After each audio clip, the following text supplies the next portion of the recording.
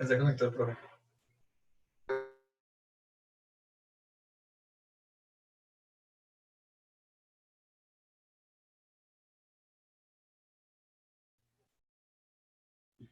Hola a todos y a todas, muy buenas tardes. Espero bueno que este fin de semana haya sido muy productivo para ustedes, que ya hayan terminado su hoja de ruta y que por supuesto pues estén muy bien, ¿no? Hola Andrés, ¿cómo estás? ¿Qué más, profe? ¿Cómo le ha ido Bien, sí señor, ahí dándole a la vida. a la belleza, a la hermosa existencia vital Mm, de Decir, vivir? em, sí, pues viviendo en este país, ¿no? Que cada vez nos trae sorpresas y sorpresas y sorpresas. Sí, es verdad. Ayer, a propósito de lo que dice, profe, estuvimos hablando en la monitoría. Como usted sabe, pues tenemos 3 horas ahí para discutir cosas y pues varios se conectaron y empezamos a discutir pues cosas relacionadas a lo que veníamos trabajando anteriormente, ¿cierto? Y entre eso salió el tema de, venga, busquemos en las tendencias de YouTube, ¿cierto? ¿Qué es lo que puede haber de importancia, ¿cierto? Para la coyuntura actual en Colombia. Y pues obviamente uno ingresa a las tendencias de YouTube y solamente pues aparecen cosas, pues, no sé cómo decirlo, el adjetivo real, pero, pero cosas sin importancia, ¿no? Pero entre eso destacaba, por ejemplo, el proyecto de Un Canto por Colombia, que yo no sé si Ujú. usted tiene la oportunidad de ver. No, no tuve la oportunidad de verlo, pero sí más o menos sí entiendo la idea de lo que intentan hacer. Y por un lado, que me parece muy interesante, es que ellos dicen, uno, o bueno, la particularidad de ellos es que ponen eh, la categoría de artista en, digamos que en controversia. Es decir, ellos decían, antes los artistas no ponían una postura política. Sí, por miedo en muchas ocasiones, por miedo, digamos, a la muerte, una persecución política, entre otras, digamos que Jaime Garzón es la evidencia, y por otro lado, a que los medios nacionales, como Caracol y RCN, pues no los contrataran para sobrevivir, ¿sí? Sin embargo, ellos dicen, o lo que preguntan las personas es, ¿y qué piensan los artistas? Y ellos dicen, no, es que yo no tengo que pensar como artista, o sea, yo tengo que pensar es como colombiano. No, mi postura por ser artista no significa más, no significa menos, ¿sí? Y eso es lo que, y eso hay que sacárselo. Si el artista no es una persona que está fuera del sistema, o está por encima de, o aparte de, ¿sí? Sino que siguen siendo colombianos y por obvias razones tienen que opinar. Además, un artista de por sí, pues es una persona que lee, es una persona letrada, encontramos, sí, e imposible que no tengan una conciencia crítica a raíz de lo que leen. Sí, sí. Pero, profe, eso es interesantísimo en la medida en que uno se pone a pensar en el compromiso, ¿no? Que tiene, que actualmente tienen, pues podríamos decir, las nuevas ciudadanías, ¿no?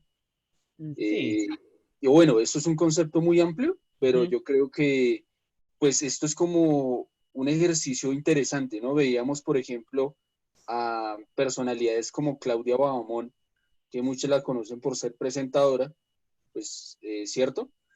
Pero a veces como que ese tipo de ejercicios conectan con la gente, ¿cierto? Entonces como Ujú. que es un ejercicio positivo en cierto sentido para poder visualizar o sentir en realidad lo que está sucediendo en nuestro país. Sí, y lo que pasa es que la política también se está configurando. Se reconfigura ya la política o lo político más bien no se expresa o ya no se está expresando solamente entre lo que veíamos las clases pasadas, que era entre el burgués y el proletariado en una lucha de clases, etcétera, que de fondo está ahí realmente, pero digamos lo que ellos promulgan también es una política de vida, ¿sí? Que es lo que normalmente se llama la biopolítica.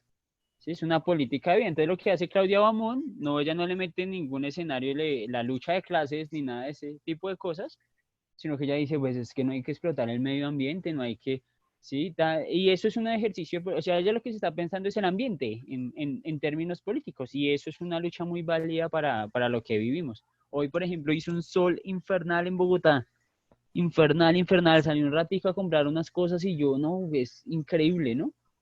Sí, Y está obviamente basado en el cambio climático, ¿no? Entonces, estas posturas están basadas en la biopolítica, precisamente, y son todos los actores, ¿no? Que piensan, oiga, o sea, tienen, o sea, una mínima de conciencia de vida, partiendo de ahí.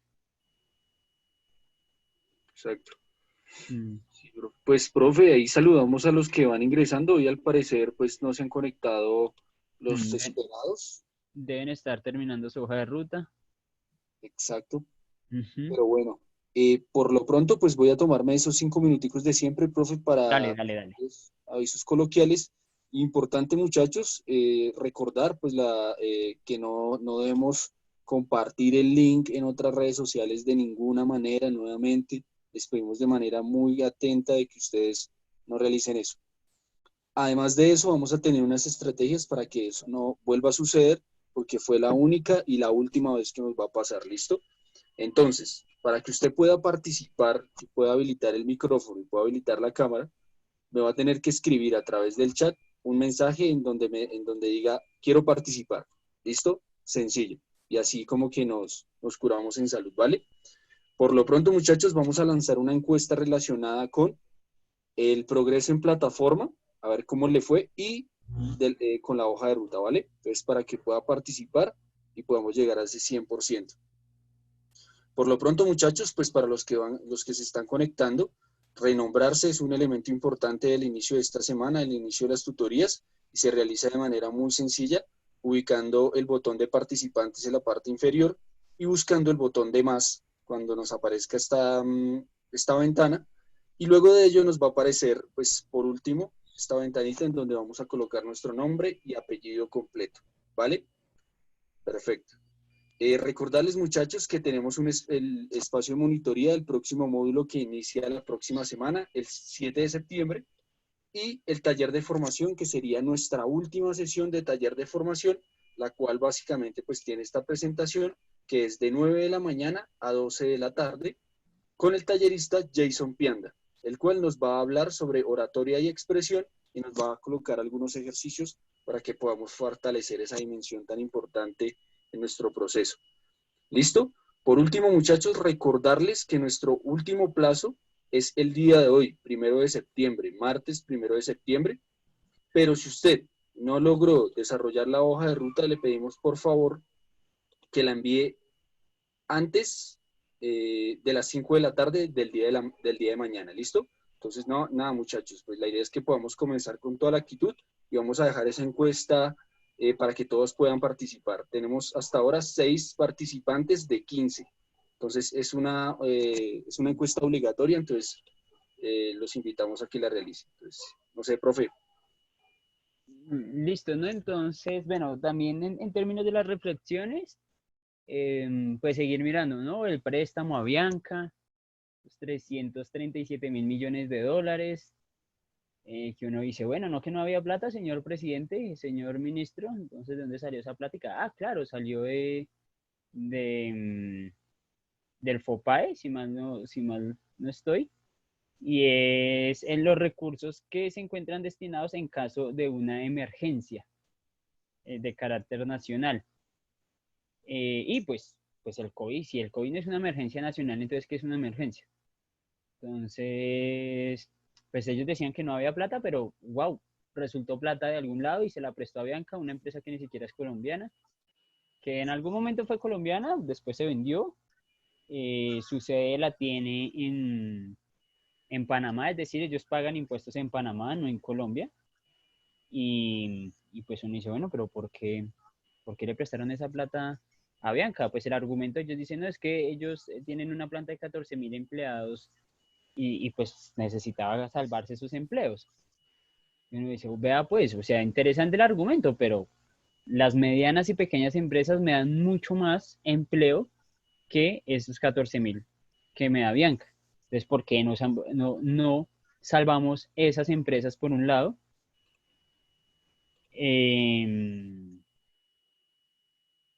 Mauricio Andrés, ya respondemos. Entonces, como que, pues el país, ¿no? Entonces, bueno, entonces ahí encontramos efectivamente que la hermana de Duque hace parte ahí de Avianca y todo este tipo de cosas pues que demuestran efectivamente para quién gobierna este presidente, ¿no? No es para la clase trabajadora, efectivamente, sino que, pues, Avianca, ¿no? Y decía por ahí un meme que, bueno, no sé, un meme, algo que leí por ahí, que es plata de nuestros impuestos, ¿sí? Y de impuestos de personas que nunca se han montado un avión. Y hay muchísimas personas en Colombia que no se han montado un avión, no sé cuántas podrán ser, pero millones y millones de personas no se han montado un avión. Entonces, de esa plática, los impuestos de ellos salvaron una empresa que, volviendo ahí, cuando se cerró la vía al llano, que cobraban 1 milloncito de pesos de el vuelo Bogotá al Meta Villavicencio, que ese vuelo no sé cuánto puede durar, tal vez unos 15 minutos. Sí, para ahí unos 15 minutos. Pues cobraban 1 millón de pesos, ¿no? En vez de decir, oiga, mire, las personas no pueden pasar, que embarrada, la gente necesita transportarse, pues bajémosle. Pero no, es Avianca. Y pues por otro lado, pues ese pequeño decreto de trabajar por horas, ¿sí? Con salarios por debajo del salario mínimo, es decir, si ustedes dividen el salario mínimo por horas, pues les va a dar alrededor, pues, de como de 2.000 pesos. Entonces, como yo le voy a decir, bueno, Andrés, tú me vas a trabajar hoy 5 horas, te voy a pagar por esas 5 horas 10.000 pesos. ¿Está de acuerdo?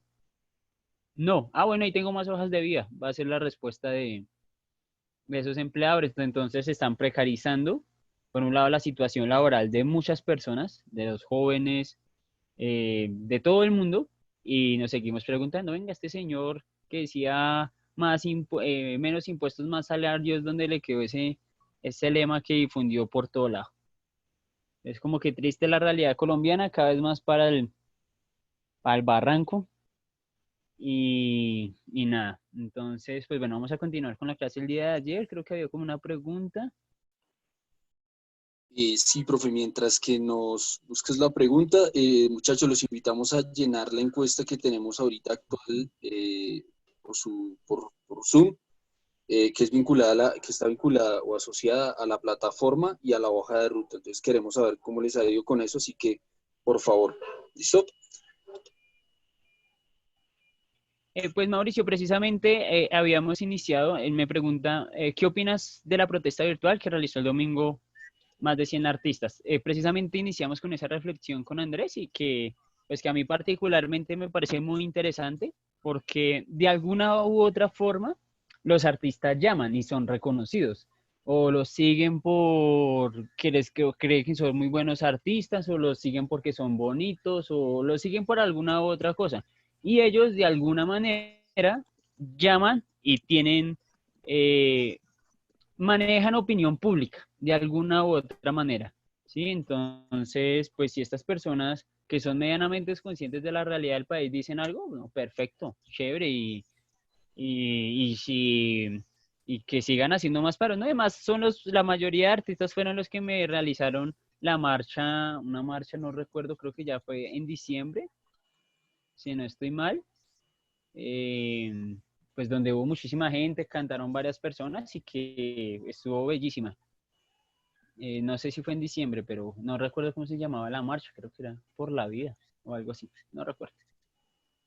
Entonces, pues sí, genial, genial, me pareció una genialidad, pues ese comportamiento y creo que debe ser el de todos. Entonces, pues vamos a compartir pantalla, vamos a terminar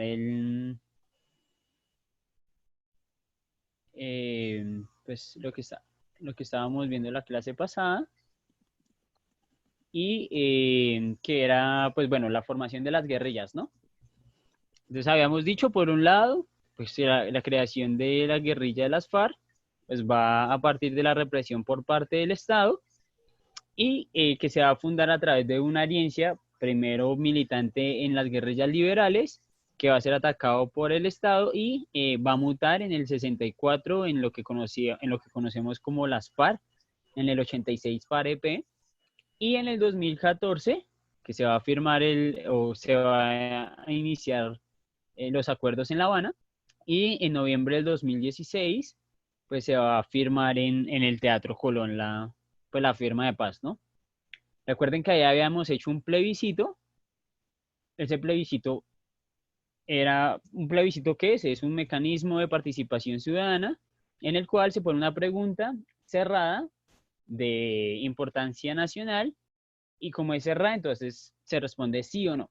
Entonces la pregunta era muy sencilla, ¿no? ¿Está de acuerdo usted con lo pactado en los acuerdos de La Habana para una paz estable y duradera? Era así más o menos. ¿Sí o no?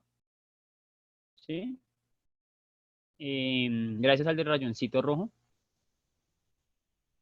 Pues la gente salió a votar, ¿no? Les voy a contar mi anécdota, me encanta contar, me encanta contar esta anécdota de mi día en ese plebiscito. Otra vez, chicos.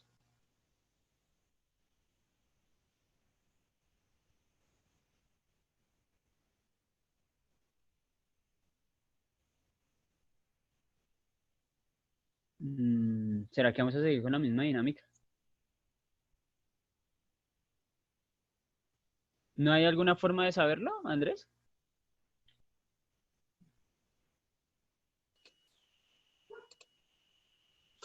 Profes, ya estamos mirando, estamos identificando quién está rayando la pantalla. Entonces cuenta mientras tanto y ya estamos tratando de Oh, ponerlo. ok, gracias. Una curiosidad de eso fue que en las ciudades importantes de Colombia ganó el no, en las zonas rurales ganó el sí, profe. Creo que esa opción de quién se puede desactivar, dice Mauricio. Pues bueno, les iba a contar mi anécdota, ¿no? Porque esa era la pregunta, ¿no? Partiendo de ahí, ¿no? ¿Está usted de acuerdo en una paz estable y duradera, etcétera, etcétera? Y uno dice, pues, obvio, sí, sí. La pregunta de fondo, ¿usted quiere más muertos o menos muertos? ¿Sí? ¿Más muertos o menos? ¿Quiere muertos o no quiere muertos? Esa es la pregunta de fondo en ese plebiscito. Y pues a mí, pues yo tengo mi cédula inscrita a un municipio cercano de Bogotá. Me dije, eso fue un domingo, me dije el sábado, pues me voy a ir mañana, me voy a ir en bicicleta, voy a hacer algo de deporte, voy a ir a votar, sí. Pues vamos a votar, ¿cierto? Llegó esa mañana, estaba lloviendo, yo, uy, no, qué pereza irme a mojar, no, que no voy a ir por allá, más va a ganar el sí. O sea, ¿qué país va a votar sí a que exista la guerra? ¿Qué país? ¿Sí? Entonces como que yo me relajé, me tranquilicé, hice mis cosas, no recuerdo, 6 de la tarde, gana el no. Yo no dice, ¿qué país vota para que haya guerra? Hágame el favor, ¿qué país vota para que haya guerra?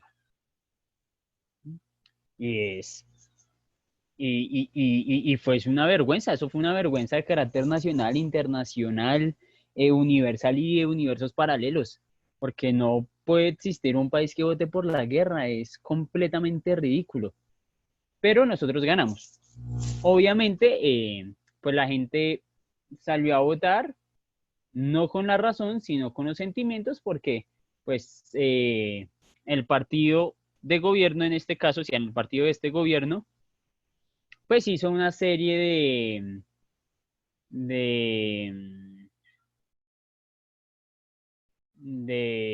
pues de artimañas, de un montón de cosas para que la gente saliera a votar. ¿Por qué no? ¿Sí? Entonces, pues fue una vergüenza que votaran. Al fin y al cabo, pues muchas personas, y todavía el uribismo se acoge de eso, de que se firmó aunque haya ganado el no, y uno dice, no, tuvo que haberse firmado, porque es que la estrategia de difamación que le hicieron a los acuerdos de paz fue bastante. Entonces, por ejemplo, recuerdo uno mucho, que era el que más sonaba popularmente, era que a los guerrilleros les iban a dar un sueldo de 2 millones de pesos mensual, ¿sí? Y claro, pues obviamente la gente se emberraca, ¿no? Y dice, pues mire, es que yo trabajo un mes, me gano un mínimo, como esta gente que viene allá del monte de matar, etcétera, ¿cómo se va a ganar 2 millones de pesos? Claro, eso indigna a cualquiera. Pues, ¿cuál era el problema? Que eso era falso. ¿Sí? Ah, que les iban a dar 2 millones de pesos a los guerrilleros, sí. ¿Cuántas veces? Una vez. ¿por qué se los iban a dar? Claro, lo que pasa es que cuando usted sale de la guerrilla, entra a una sociedad.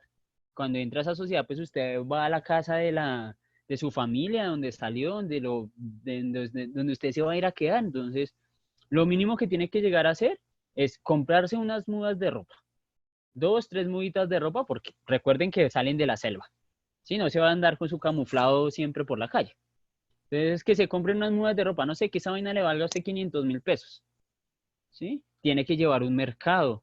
¿Sí? Si donde va a ir a vivir no tiene una cama, pues tiene que ir a comprar una cama. Tiene que ir a sobrevivir de alguna u otra manera. ¿Sí? 2 millones de pesos cuando salieran. ¿Sí? ¿De dónde iba a salir esa plata? Pues de las balas que dejaron de tirar. ¿Cuánto vale una bala? Más o menos 1.000 pesos. Una bala vale 1.000 pesos. ¿Cuántas balas no se botan en un combate? Son muchísimas, son muchísimas. Entonces uno dice, pues es obvio, tiene toda la razón de que pues se le den los 2 millones, pero la gente no lo entendió de esa manera, dijeron que le iban a dar 2 millones, eh, que, que le iban a dar 2 millones de pesos mensuales, entonces la gente salió a votar no. Entonces, pues, repito, fue una vergüenza de carácter nacional muy fuerte y demuestra que las personas en Colombia no votan por una razón, sino por un sentimiento. Entonces, pues fue una vergüenza muy, muy, muy grande. Y yo sí estoy de acuerdo, no sé ustedes, por ejemplo, les estoy dando completamente mi posición, es frente a que sí se tuvo que haber firmado los acuerdos después, ¿no? Primero se firmó en Cartagena, si no estoy mal, y pues ya después del fracaso del plebiscito, pues se tuvo que firmar acá en Bogotá en el Teatro Colón. A eso, pues va a llegar las FARC, se va a volver en el partido político y pues lo vemos el día de hoy, ¿no? Que no tiene un gran protagonismo en la parte política, que más de uno está respondiendo ante la JEP, los que creen que hubo una traición a los acuerdos, hicieron unas disidencias como Márquez, como Santrich, etcétera, y pues en eso está esa guerrilla, ¿cierto? O bueno, lo que teníamos de guerrilla y las disidencias, ¿no? Por ese lado. También les estaba contando rápidamente de la creación del ELN, por un lado, que había sido fomento de la revolución cubana, por un lado, y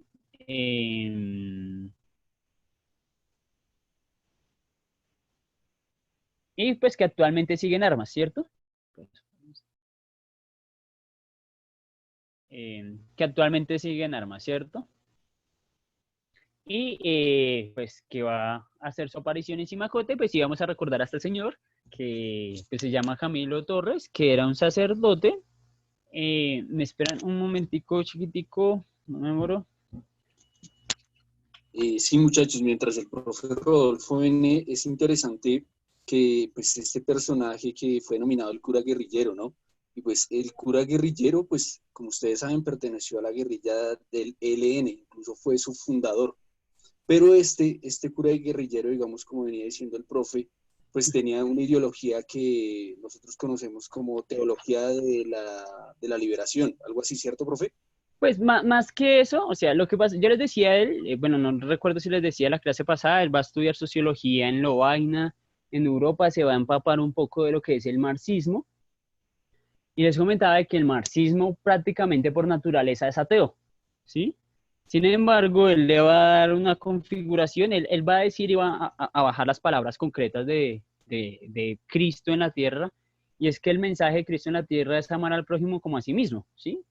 Ahí para allá ya es, pues, y, pues cosas que se le agregan, pero el ejercicio central de Jesús es amar al prójimo como a sí mismo, las cosas se solucionan con amor, esa es el mensaje fundamental de Cristo. Entonces, él sí lo va a aterrizar, él sabe que amar al prójimo no es echarse un carretazo en una iglesia, sino es ir a trabajar con el pobre, ir a los barrios populares, ir a mirar cuáles son las necesidades. Claro, cuando él va y se aterriza a esos barrios, pues a dar cuenta que la pobreza no es un problema de pereza, sino va a ser un problema mismo de un sistema económico que no le da las mismas oportunidades a todas las personas. Y él va a empezar a trabajar por esta sociedad, va a montar un movimiento prácticamente social a nivel país que se va a llamar el Frente Unido. Sí, ese Frente Unido se pensaba un país diferente, un país que solucionara todas estas injusticias que se elabora a partir de un gobierno que no protege al pobre, etcétera. Y va a ser, digamos, va a ser una figura pública muy representativa, tanto así que lo van a amenazar, lo que él va a decir, las vías democráticas se cerraron y se va a dirigir hacia la guerrilla del ELN a combatir con ellos. Y es una decisión muy difícil. Póngase en el, o imagínense, ¿no? Ustedes son sacerdotes, el sacerdote de por sí protege la vida, ¿no? Protege la vida de por sí. Imagínense en un sacerdote que tome esa decisión tan difícil de irse a la guerrilla sabiendo que en algún momento tendría que matar en algún combate. Es una decisión difícil, o sea, lo que vivió este señor es una locura a la hora de tomar la decisión, pero él va a decir, o es esto, o sea, si yo quiero cambiar realmente las condiciones mismas del, pues, del país, las vías democráticas se cerraron, recuerde que ya nos encontramos en el Frente Nacional y pues se va para la guerrilla. Va a durar aproximadamente unos 5 meses, si mal no recuerdo, y pues va a ser asesinado en su primer combate. Tengo una pregunta, Andrés. Hay varias personas que me salen ahí para admitir. ¿Tú ves eso también? Y, ¿cómo así, profe? No, no te comprendo. Sí, además tengo. Bueno, dice Valentina Vargas ha ingresado en la sala de espera. ¿Admitir o no admitir? ¿Tú Ah, controlas no, eso, eso, cierto? eso, eso yo lo hago, profe, no te Ah, preocupes. listo, ok. Entonces, pues va a estar esta figura y claro, es una vaina muy representante porque muchos curas van a seguir el ejemplo de él y pues se van a meter a la guerrilla. En Colombia, por lo menos, en el ELN van a haber otras dos figuras muy importantes del sacerdocio españoles. Vienen españoles y se hacen trabajo comunitario en Colombia, se dan cuenta que es muy difícil hacer una transformación real y se van para la guerrilla del ELN siguiendo los pasos de Camilo. Y eso es lo que se va a llamar la teología de la liberación. ¿Sí? Lo que hace Camilo es abrir un nuevo panorama para el ejercicio de la teología de la liberación. ¿Por qué? ¿Qué dice la iglesia? Usted pórtese bien que arriba le espera un paraíso. Y esta gente va a decir, venga, pero yo por qué me tengo que esperar a que llegue al paraíso, ¿por qué no hacer el paraíso en la tierra? Y el paraíso en la tierra es que las personas vivan bien, o sea, ¿por qué tienen que vivir en la pobreza? No tiene ningún sentido. Hagamos que las personas vivan bien y si los espera un paraíso en el cielo, en donde sea, pues que sean recibidas. Eso va a ser como el fundamento esencial de la teología de la liberación. Y muchos de ellos se van a ir precisamente para la guerrilla, entre ellos el cura Pérez y Domingo Laín Sanz, que pues Domingo Laín Sanz va a ser muerto en combate y el cura Pérez logra llegar a una posición misma de ser el comandante político del ELN, un cura siendo el comandante político de una guerrilla pues armada, ¿no? En ese caso. Esa es la figura de Camilo Torres por un lado. Entonces, pues les voy a mostrar, antes de llegar aquí al EPL, un videito solo para que escuchemos lo que ellos se piensan un poco en el ejercicio de la paz. Es un video muy corto, pero que es interesante, ¿no? Que escuchemos a los actores, porque pues normalmente solo escuchamos al gobierno diciendo, no, esa guerrilla no quiere la paz, etcétera, etcétera. Entonces, la idea no es quedarnos con una sola cosa, sino pues andar un poco en la argumentación de todos los actores y tener un análisis de perspectiva que en términos muy concretos, eso se los evalúan ustedes en la prueba de estado. Entonces, voy a compartirlo acá, dura 3 minutos si mal no recuerdo. Entonces vamos a tener hasta las y 32. ¿Listo?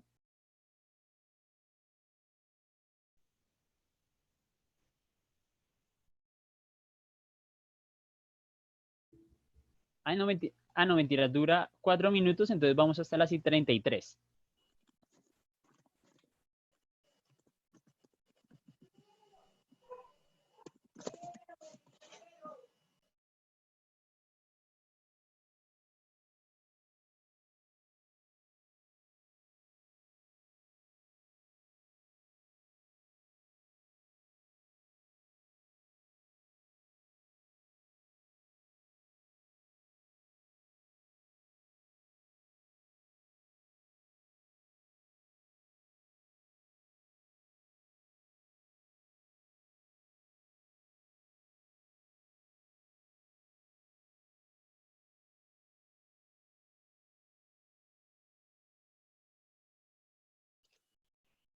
Y muchachos, para los que no están atentos a la clase, les pedimos por favor que vean el siguiente video que vamos a compartir y tenemos solamente hasta las 6:33, ¿vale?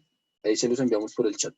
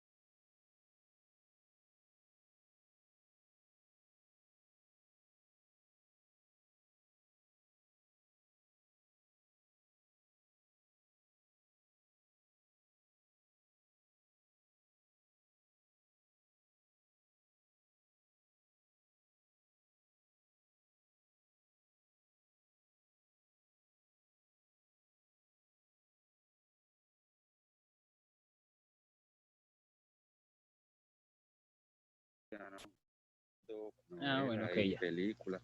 Listo, entonces, madre. Así, para entretenerlo. Okay, pues bueno, ahí vieron un poco el ejercicio mismo del, de pues una postura pues del ELN, ¿no? Frente a la paz, frente al no uso de las armas, que eso es muy importante, en la medida que lo que el gobierno quiere es una entrega de las armas, y ellos dicen no, no es una entrega, sino es un no uso, ¿sí?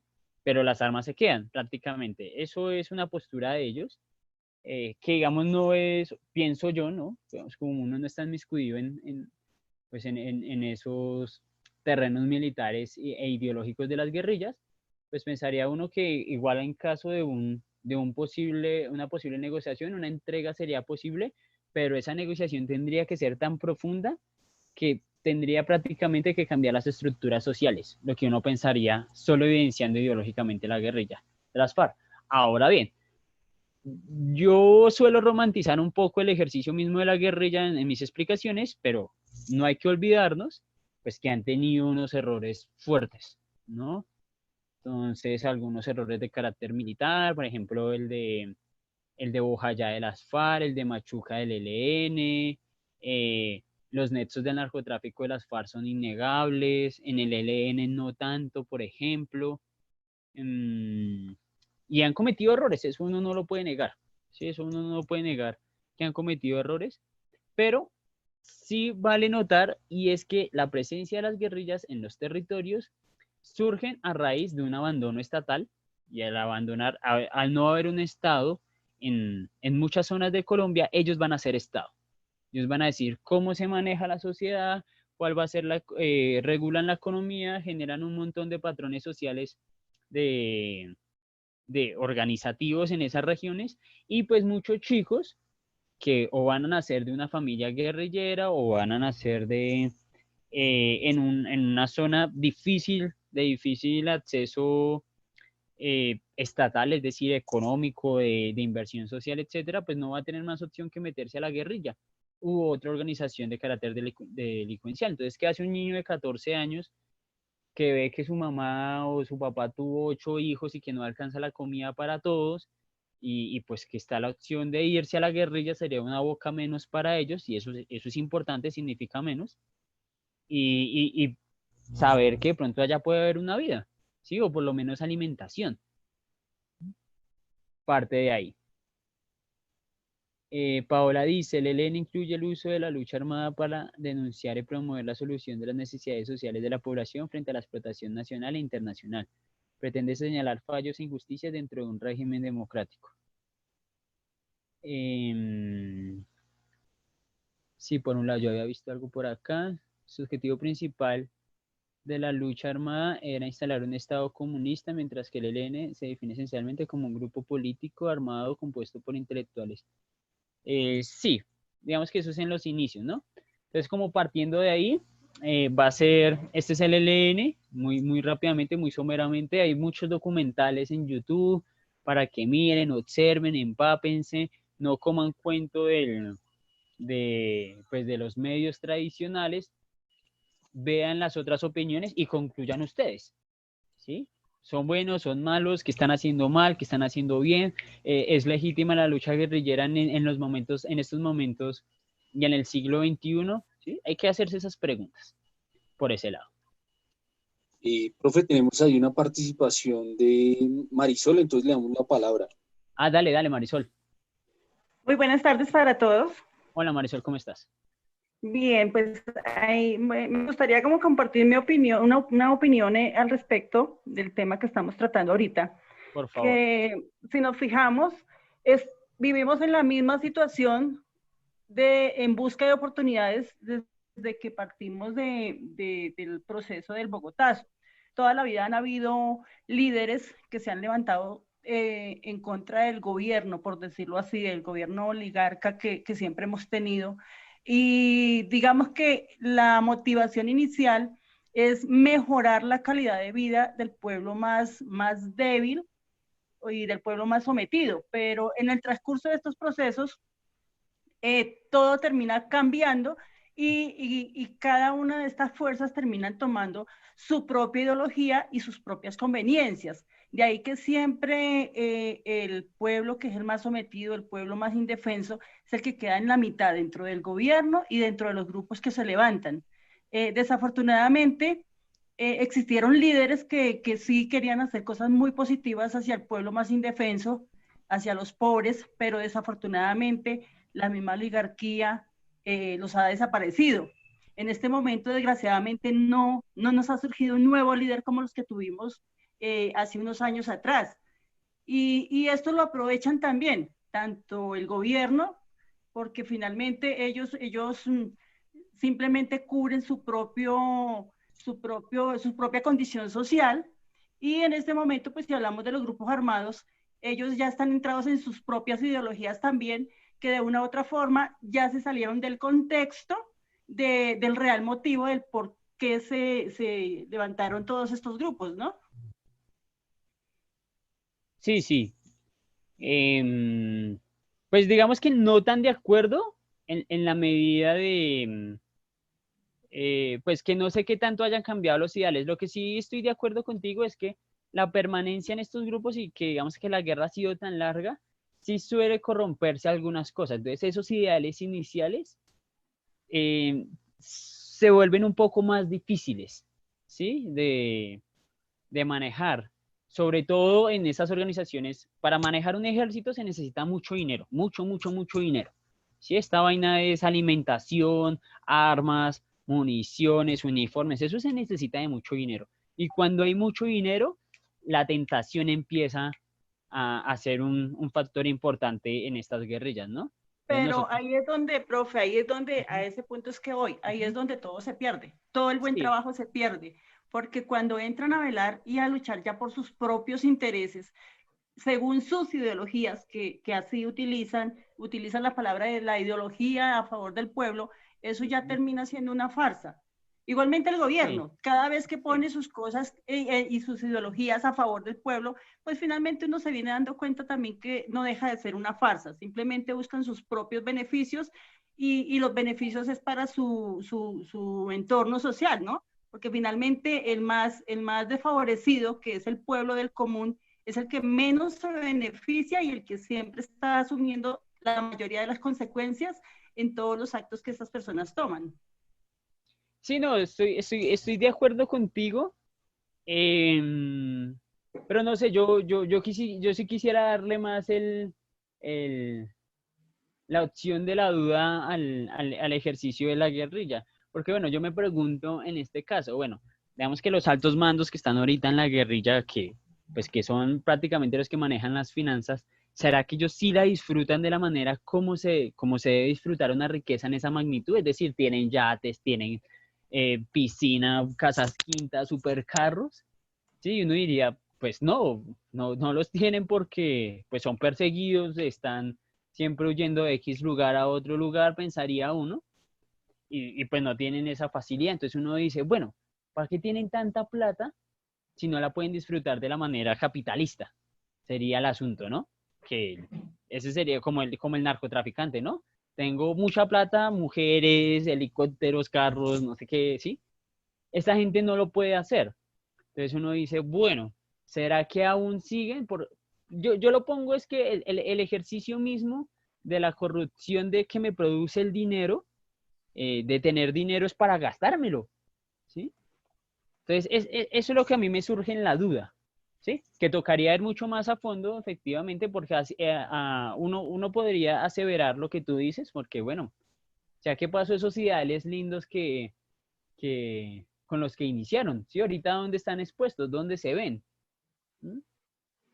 Pero, Perdón, profe, yo le dale. hago otro punto ahí, otro Sí. pequeño apunte ahí. Y, por ejemplo, hace algunos años, cuando usted hablaba ahorita algo de que muchos de los guerrilleros se les dio la oportunidad de reinsertarse en la sociedad, ¿no? En busca de Ujú. oportunidades, donde se les ofrecieron muchas cosas. Y finalmente, fíjese que sí, a muchos les dieron la oportunidad de tener beneficios, y lo digo pues por razón de hecho porque conozco a personas de que se reinsertaron y ellos recibieron muchísimos beneficios, recibían un dinero mensual, exactamente eran los 2 millones mensuales de los que usted Ujú. hablaba, ellos recibieron 2 millones mensuales y no era una sola vez. Bueno, Ellos tenían un condicionamiento al ujú. respecto que no podían pasar o saltar ciertas reglas o digamos, incurrir en cosas fuera de la ley porque perdían esos beneficios. Sí, Pero tenían que fíjese, invertir en proyectos y una mano de cosas. sí, correcto, pero fíjese que todo es una manipulación a los ojos de las personas, porque finalmente el que no tiene la información, el que no lee, el que no investiga, el que no se está informando, que eso es lo que pasa en el común del pueblo normalito, que no nos informamos, simplemente comemos entero, no leemos, no escudriñamos y por eso es que nos venden las ideas como nos las venden. Estas Ujú. personas con tantos beneficios, pero seguían delinquiendo internamente. Sí, sí. Entonces son como muchos apuntes que uno entra en la duda que hoy Ujú. en día realmente no se sabe qué es mejor y no se sabe qué es peor. Sí, no, sí, completamente de acuerdo. Y lo decía, digamos, en el video del ELN lo decían, ¿no? Decía, bueno, o sea, si nos desmovilizamos, o sea, van a quedar muchas personas con muchas armas. Sí, si eso no tiene una conducción ideológica, pues esta gente se va a volver o pandilleros o sicarios porque tienen las armas. Bien, eso es una situación difícil. Y te doy un ejemplo histórico. El M-19 va a entrenar a muchas personas en Medellín, en las comunas de Medellín, alrededor de los años 70. Hay una arremetida por parte del del ejército colombiano, de las fuerzas policiales colombianas, ellos tienen que irse, pero van a dejar muchas armas en las comunas, ¿sí? El M-19 va a enseñarles a disparar, cómo manejar, etcétera, y a partir de pues digamos que de esos factores, se me va a producir una delincuencia impresionante en Medellín, ¿sí? Y es porque esas armas necesitan tener un principio ideológico, no como tú lo dices, ¿no? De que realmente dónde está lo ideológico, porque creo que tu preocupación y tu problema es dónde está lo ideológico, realmente. Sí, claro, porque es que inician con una ideología de que por el pueblo, que la paz, que los cambios, muchos queriéndose en hacer ver como los líderes que nos hacen falta para salvarnos de toda la oligarquía que tenemos encima con tan mal direccionamiento. Pero fíjense que en este momento sí, yo no he visto ya líderes. Líderes no los hay, espero que muy pronto renazcan, porque sí que los necesitamos. Sí, es Pero triste en lo este que momento dices, no. o sea, es triste lo que dices, porque uno también hace esa reflexión, bueno, un líder como Camilo Torres que realmente movía masas en los 60, o sea, él era lo más parecido a un Jorge Eliezer Gaitán, casi 20 años después, pero ahí para acá uno dice, ¿y dónde están los otros? ¿Sí? Porque no ha aparecido gente pues de esa presencia política, y es una muy buena pregunta. Uno podría aseverar, lo digo yo, mi opinión pública, que lo más cercano a eso sería Petro, ¿sí? Lo más cercano, y yo no soy petrista, por un lado, ¿sí? Pero podría aseverar que es como Petro, el que más como que mueve a la gente, que puede llenar una plaza pública de alguna otra medida, pero sin embargo le falta comparación de, pues de estos otros señores que han aparecido alrededor de la historia. Y uno no puede negar, por ejemplo, que Petro sí es un man muy piloso, estudiado y estudia un man muy piloso, pero pensaría yo que le falta mucho más a comparación de los otros. Pues más bien lo que nos falta a todos es dejar el miedo, porque hoy en día lo que nos está cubriendo a todos es el miedo. Miedo a hablar, miedo a opinar, miedo a decir, miedo a elegir. Hoy en día simplemente nos estamos dejando llevar a que lo que nos brindan y nos dan, eso está perfecto porque estamos con la ley del silencio. Eso es lo que nos está pasando ahorita. Si estos líderes tuvieran el apoyo realmente que necesitan de parte del pueblo, la vida sería otra. Sí, pero el problema del miedo es que viene de un lado, ¿no? Y tiene una historia y tiene unos componentes. O sea, el miedo no es gratis. O sea, si las Sí, personas sí. tienen miedo es porque algo está pasando, algo ha pasado y quitarse el miedo es muy difícil. Sí, es como cuando un hombre le pega a una mujer constantemente y no lo denuncia por miedo. Pero O sea, ahí es donde quitarse está. El miedo está es cuando nos sentimos solos. Porque cuando tú te sientes en compañía, cuando sientes que hay al aforo de mucha gente, ese miedo se va. Y eso es lo que no hay Mm, ahorita. sí, no, yo entiendo tu posición, pero sin embargo siguen las arremetidas. O sea, lo de las masacres no son gratis y eso genera miedo, por ejemplo. Que te encarcelen a ti, por ejemplo, un falso positivo judicial, que te digan, no, no, Marisol, tú eres colaboradora de la guerrilla, tú, 3 años en la cárcel, mínimo. ¿Sí? Y eso genera miedo. ¿Sí? Y son casos aislados, es decir, casos no aislados, sino casos que no se ven. Y digamos que, no sé, uno ve muchos casos, digamos que uno como que sigue los movimientos sociales, sobre todo, no, encarcelaron a tal, encarcelaron al otro, ¿qué le están diciendo? No, que es que tienen hechos con tal y uno, pero ¿cuándo? ¿Sí? ¿Cuánto dura? Al final del cabo no, nunca les demuestran nada, pero si el proceso dura 3 años y son 3 años privados de su libertad y eso genera miedo en las personas. ¿Sí? Porque Sí, el Estado tiene unos mecanismos de represión muy fuertes, tanto como las desapariciones forzadas, como los encarcelamientos, bueno, un montón de cosas. Y eso hay que estudiarlo un poco más. Sigo estando contigo en la mayoría de tus posturas de decir que hay que quitarnos ese miedo, efectivamente. Sí, decir, oiga, ya, es que ya, digamos que lo que pasó y con lo que iniciamos la clase de lo de Avianca, ya eso es el descaro también, o sea, ya un descaro tras otro de descaro en una semana ya, por favor, ¿sí? Por ejemplo, terrible, eso, sí.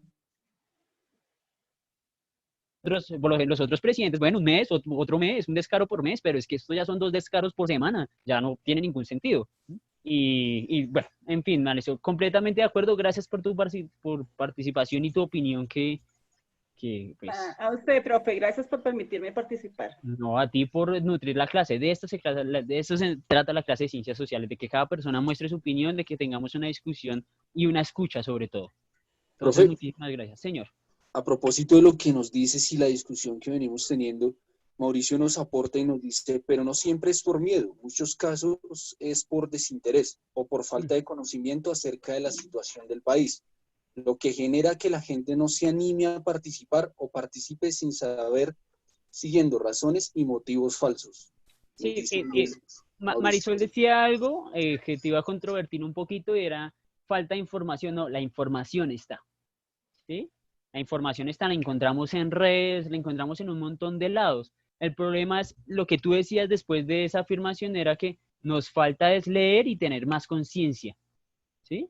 Porque tenemos ahí no sé, un artículo en una semana, en una revista alternativa diferente a Semana, diferente a Caracol, a lo que sea, y ahí podemos encontrar de pronto alguna cosa. Lo que nos falta es leer y tener una conciencia, como tú lo planteabas, y no comer entero, que fueron tus palabras exactas. No comer entero, por entonces toca informarnos porque la información está, ¿sí? Y el Internet ha ayudado mucho en eso. Entonces, pues bueno, gracias Marisol de nuevo igual, gracias por opinar, a todos los que me ven opinando.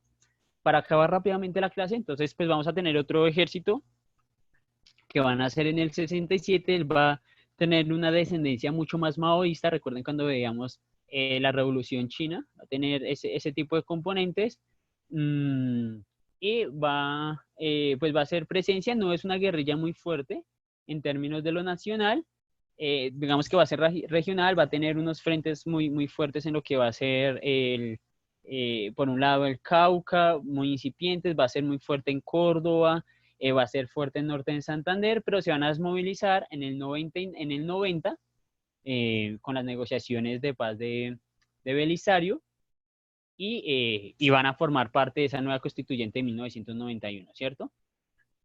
Por otro lado, pues vamos a tener una guerrilla también que va a ser el M-19 y quisiera rápidamente un video muy cortico de su líder y fundador, que es Jaime Bate Mancayón. Entonces, ya se los voy a poner acá.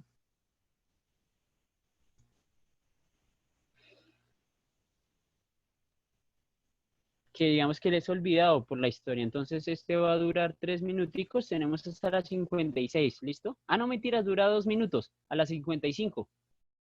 Entonces, vamos a verlo ahí, por favor. ¿Qué es la paz? En primer lugar, la paz es que se acaben los combates.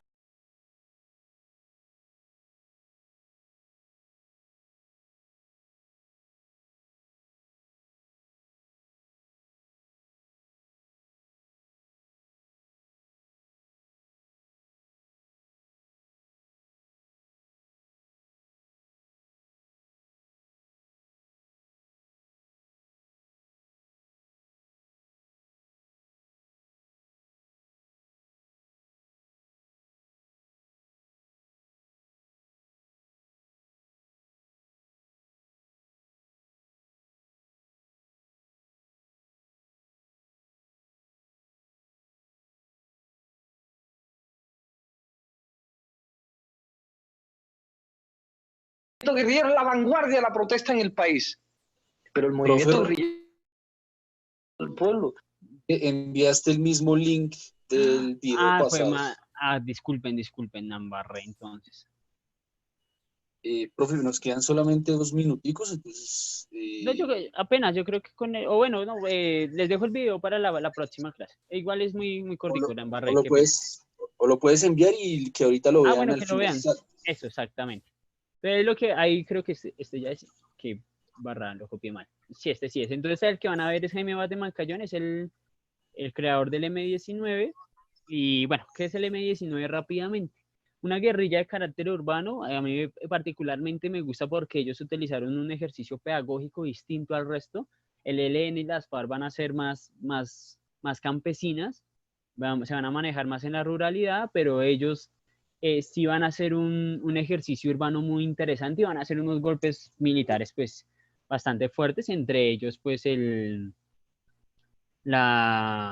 asalto pues al Palacio de Justicia por un lado, que se va a volver una catástrofe, se van a robar la espada de Bolívar, van a ir al Cantón Norte, se van a robar 5.000 armas por un lado, la toma de la Embajada de República Dominicana. Entonces van a ser unos golpes muy fuertes de opinión bastante grandes a nivel internacional y van a manejar, a mi parecer, repito, una pedagogía interesante. Entonces muchas personas en las ciudades se identificaron con ellos. Sí, en las zonas rurales se identificaban con las guerrillas pues, urbanas y pues esta guerrilla urbana pues va a hacer que muchas personas alrededor de las ciudades se vayan a identificar con ella. Se va a desmovilizar en el 90 también. Jaime Bateman Cayón va a morir en un vuelo. Pues dicen que es asesinado por el Estado, que van a hacer estrellar el avión, etcétera, muchas cosas, nunca se ha sabido la verdad, pero va a morir. A raíz de esto va a salir su otro comandante, que va a ser Pizarro, que es el papá de la congresista Pizarro, no recuerdo, Marta, no recuerdo cuál es el nombre exactamente. María José Pizarro. Y él pues, va a hacer el proceso de negociación con el Estado, van a entregar las armas, efectivamente, va a ser candidato presidencial y pues va a ser asesinado por las fuerzas estatales en un avión precisamente, ¿no? Cuando se iba a volar a algún lado de Colombia. Por ahí hay gente todavía, ¿no? Petro perteneció muy joven, pero perteneció a SM-19, Navarro Wolf, personas que ahorita están en el Centro Democrático eran del M-19, contradictoriamente. Entonces, oiga, no sé qué está pasando. Bueno, creo que volví a mandar el mismo link, me dice Alejandro. Ya reviso, ya se los envío. Entonces va a ser esa guerrilla que, repito, va a desmovilizarse. La invitación ya por el tiempo es que vean videos. A mí me pareció muy interesante. Hay muchos documentales frente a eso. Miren posiciones, que hagan un criterio propio como el de Marisol, por ejemplo, que a raíz de lo que ha visto, de lo que ha investigado, de decir, mira, es que yo vi que unos excombatientes de las FARC no hicieron lo que tenían que hacer, por ahí se me catearon la plática en cositas, no hicieron lo que tenían que hacer, volvieron a delinquir, ¿sí? Y es tener un criterio propio. Esa es la invitación que yo hago, efectivamente, es a que primero no nos dejemos llevar simplemente por los medios de comunicación y tener un criterio propio, ¿sí? Propio, y eso se hace solo leyendo y no comiendo entero, como le dice Marisa. Entonces, pues, yo creo que dejarlo así por el día de hoy, ¿no? Ahí está el de Jaime Bateman. Creo que es ese, sí. Dejarlo por el día de hoy y terminar el tema de guerrilla. Ya mañana iniciamos con lo que ha ocasionado la guerra en términos de la sociedad civil y en el factor mismo del desplazamiento. ¿Listo? Entonces, muchísimas gracias a las personas que se conectaron 38. Recuerden, mañana hasta las 5 de la tarde. Ahí para allá, apague y vámonos. ¿Listo? Entonces, recuerden que son muchos estudiantes, me toca calificar y el taller siempre es larguito. Entonces, muchas gracias. Gracias, Andrés. Bueno, muchachos, nos vemos mañana nuevamente en nuestro espacio y ahí les envío un documental también para el profe si no lo ha visto, que se llama La Sierra, que es el tema del paramilitarismo, muy interesante, y pues ahí lo compartimos por sugerencia de Santiago, que le gusta ese tema. Entonces, nos vemos mañana y es re bueno, sí. Chao, chao. Estén bien. Chao.